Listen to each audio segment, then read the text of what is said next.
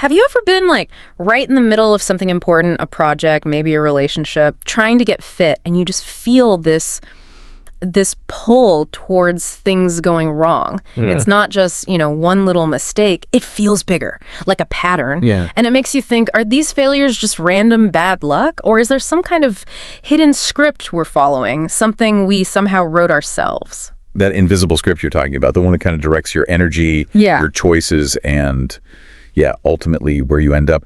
It's terrifyingly real for a lot of people. Right. It's almost like an old operating system running quietly in the background, maybe designed years ago. Yeah. And it just has this critical bug baked right in. And that is exactly what we're diving into today. Our mission here is to really explore this idea of being, programmed to fail.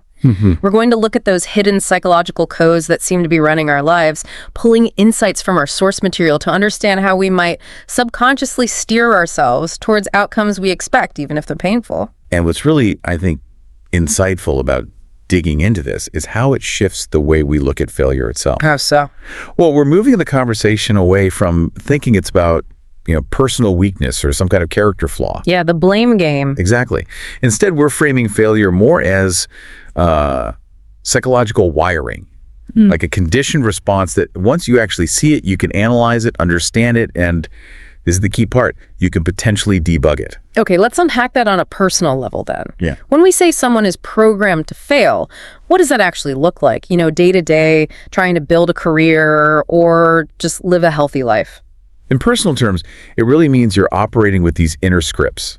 Think of them as a collection of internalized rules and beliefs. Okay. And these scripts actively, though often unconsciously, sabotage your attempts at making real long-term progress. It's like your subconscious mind is holding up a big stop sign saying, "Warning, about to exceed predicted success level, initiating shutdown sequence." Wow.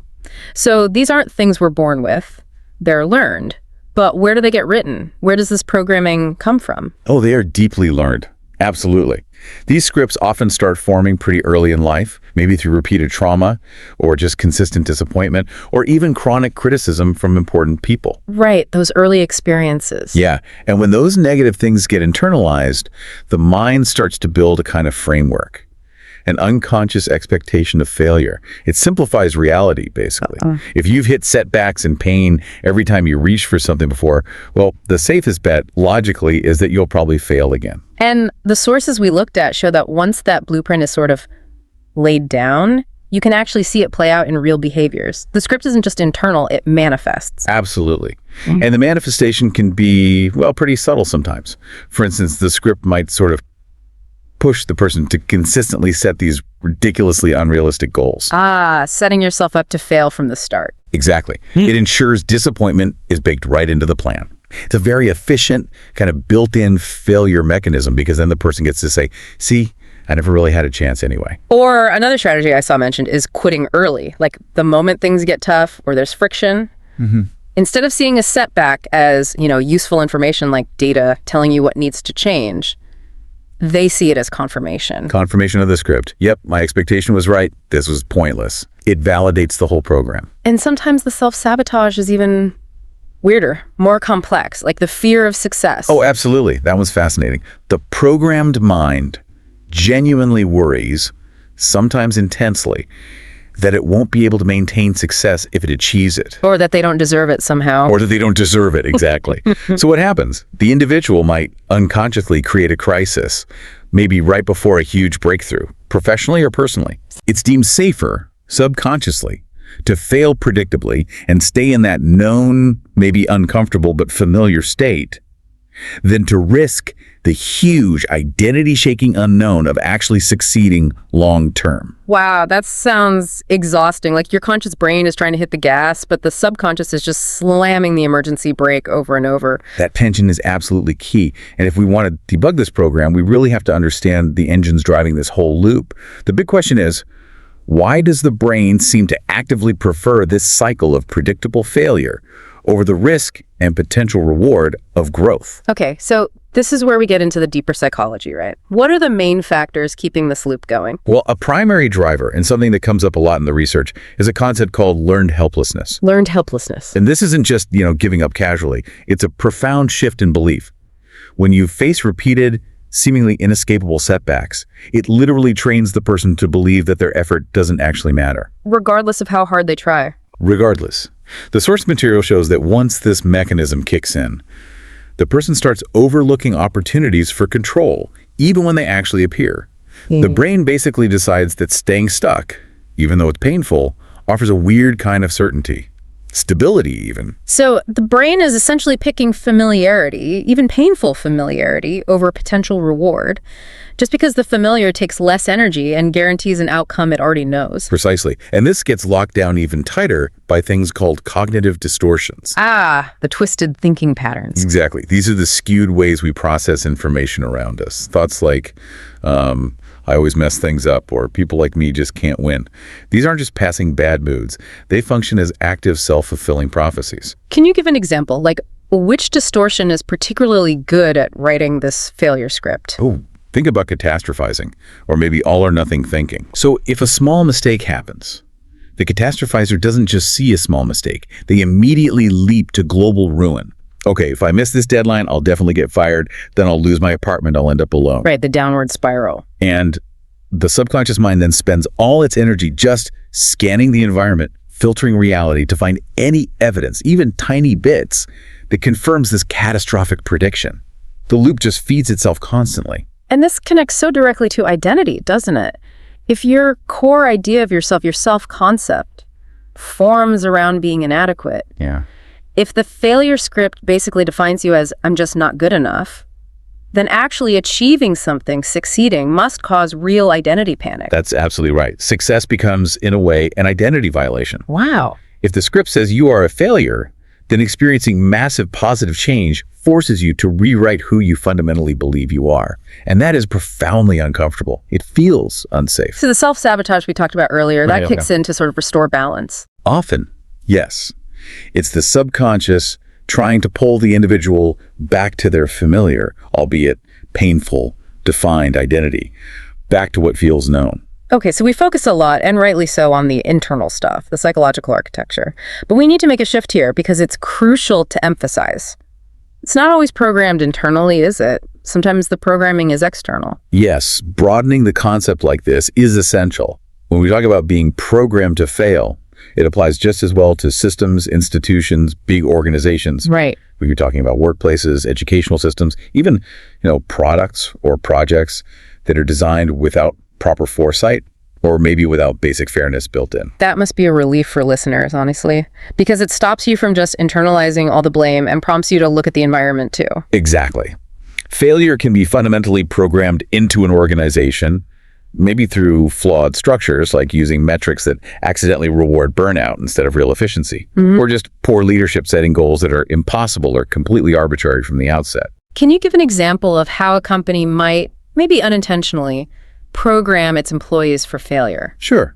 Think about large institutional systems where the budget or the timeline given for a major project is just structurally inadequate from day one. Yeah, happens all the time. Right.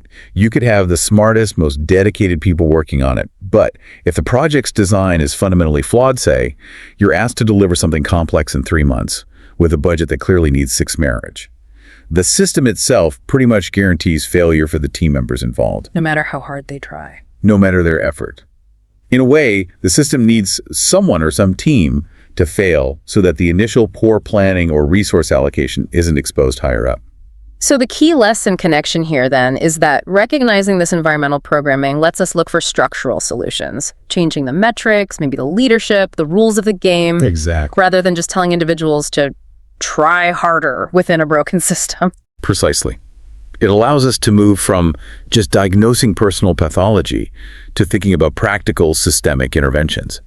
But whether the program is internal within us or external in the system, we still need to talk about how you actually rewrite the code. Okay, let's shift gears then. From diagnosis to action. You called it debugging earlier. Let's talk about that. Gradual mental debugging.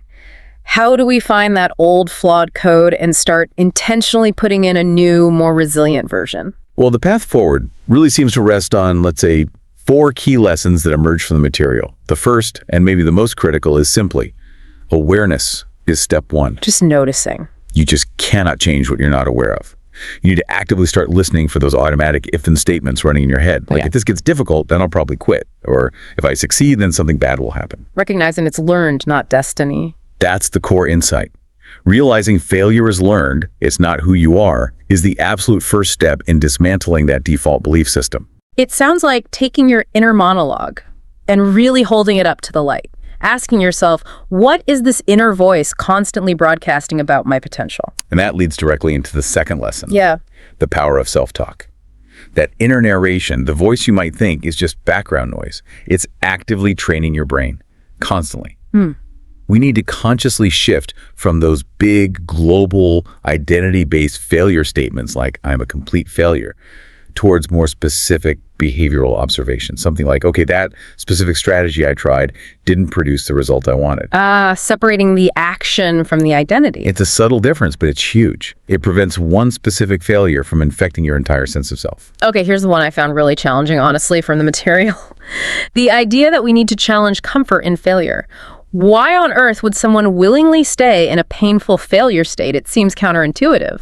It does, but think about it. Failure, once it becomes part of your identity, is actually very predictable. It can feel weirdly safe. Safe? Well, when you expect to fail, and often do, you remove the pressure of expectation. You know where the ceiling is. There are no surprises. Growth, on the other hand, by its very definition, requires tolerating uncertainty, ambiguity. That feeling that you might succeed. And then you'd have to maintain it. And then you'd have to maintain it, which, as we discussed, can be initially terrifying to the programmed mind. So you have to actively choose the discomfort of possibility over the strange comfort of the familiar pattern. So it's like trading the anxiety of potential positive change for the sort of dull certainty of negative stagnation. That's a good way to put it. And finally, the method for making real long-term change for reprogramming is consistency over intensity. Not one big dramatic overhaul. No. Rewriting these deep, often lifelong belief systems doesn't usually happen with one huge affirmation or one massive life change.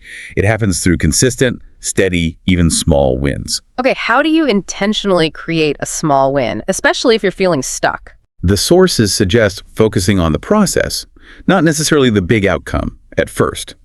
So if you're struggling with consistency, say with writing, don't set a goal to write a whole book. Right, that's overwhelming. Set a goal to just write for 2 minutes. Yeah. Or maybe even just open the document. That's it. Each time you complete that tiny, achievable process goal, you're actually reteaching your brain that control is possible and that effort is meaningful, even on a small scale. And those small successes build up. They accumulate. Gradually, they start to replace the old failure script with a new, tested pattern based on actual competence, however small it starts. So wrapping this up, what does this all mean for you, the listener? I think the major takeaway here is actually profoundly empowering. Understanding this concept of being programmed to fail lets you shift the responsibility. You move it away from thinking you have some inherent personal weakness and onto understanding it as basically understandable psychological wiring, maybe learned early on, maybe reinforced by the systems around you. And that shift alone from I am weak to, okay, I seem to be running a flawed, outdated script, that feels like the key. It unlocks a practical path towards feeling freer. And that path forward is really defined by a choice about discomfort, actually. We talked about how the brain often prioritizes the certainty of what it knows. Yeah. Well, that old failure script, it's certain even if it hurts. The new script, the one you build slowly through consistency and small wins, that's inherently uncertain, at least at first. It requires tolerating that anxiety that comes with growth. So the provocative question we want to leave you with is this. When you look at your life right now, which discomfort are you actually willing to tolerate today? The discomfort of staying stuck, repeating the same familiar pattern, or the discomfort of building something new, something challenging, and potentially something successful?